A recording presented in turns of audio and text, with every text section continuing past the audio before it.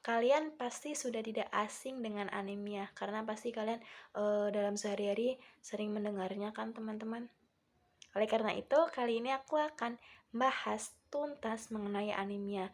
Jadi buat kalian semua, jangan skip video kali ini, karena ini sangat penting, terutama bagi kaum-kaum wanita, terutama wanita remaja nih teman-teman. Karena kenapa?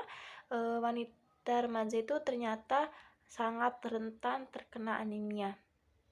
Oleh karena itu, yuk simak videonya kali ini. Anemia merupakan suatu keadaan berkurangnya satu atau lebih parameter sel darah merah, yaitu konsentrasi hemoglobin atau sel darah merah yang kurang pada tubuh.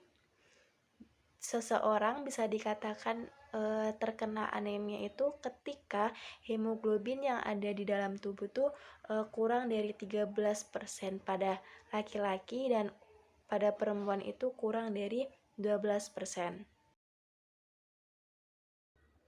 Untuk gejala secara klinis yang bisa kita ketahui atau bisa kita lihat tanda-tandanya itu ada sesak nafas, kemudian jantung tuh berdebar dengan cepat, kemudian mudah lelah saat melakukan aktivitas, ada yang lidahnya tuh licin, kemudian merasa pusing, dan beberapa kasus tuh ada yang matanya tuh terlihat kuning, putih-putihnya itu tuh kuning.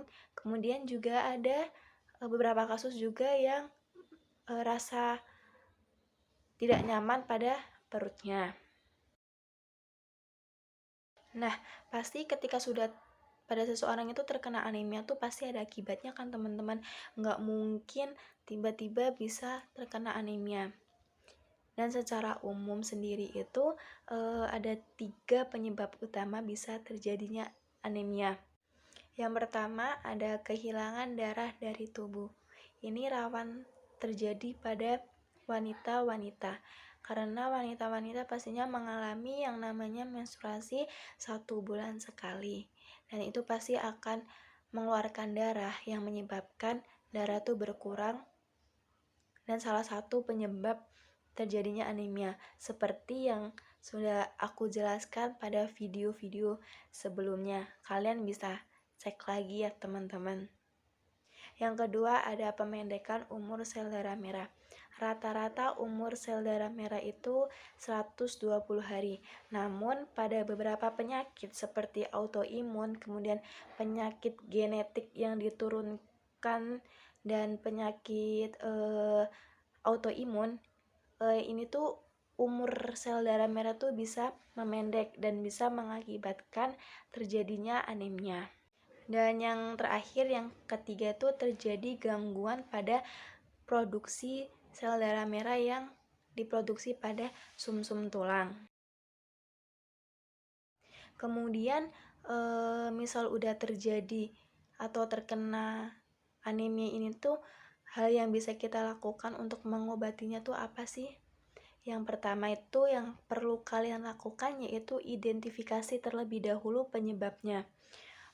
Tidak semua pasien tuh harus mendapatkan transfusi darah merah, karena ternyata tuh membran transfusi juga beresiko terjadinya efek samping berupa resitan transfusi, mulai dari yang ringan hingga berat. Selain itu, kalian juga bisa dengan cara melakukan atau mengkonsumsi suplemen tambah darah. Itu kalian bisa konsumsi 1 minggu sekali, atau untuk wanita yang mengalami menstruasi itu bisa kalian konsumsi dalam 1 hari sekali selama menstruasi itu berlangsung. Namun ketika menstruasi itu sudah berhenti, kalian bisa kembali ke jadwal awal, yakni 1 minggu sekali. Selain dari 2 cara itu, yang bisa dilakukan juga dengan melakukan konsumsi makanan yang tinggi zat besi, seperti ada jeroan, kemudian ada telur, ada daging merah, dan sayur-sayuran hijau seperti bayam dan brokoli, dan mungkin yang lainnya. Itu tadi video penjelasan anemia yang bisa aku bagikan. Semoga bermanfaat bagi kalian dan kalian bisa menjaga kesehatan tubuh kalian agar tidak terjadi anemia. Sekian, aku Tamara Amelia Suhud. Salam sehat untuk kalian semua. Bye-bye.